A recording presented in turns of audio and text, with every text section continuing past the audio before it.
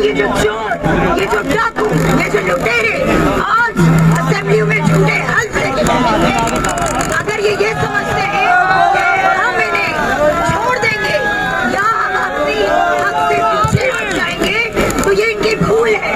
आखिर में आप सबका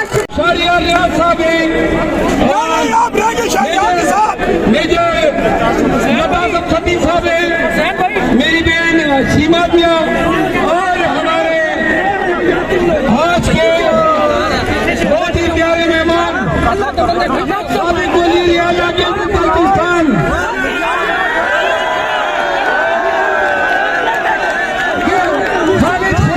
आए हैं। हेलो, ये क्या कर रहे हैं?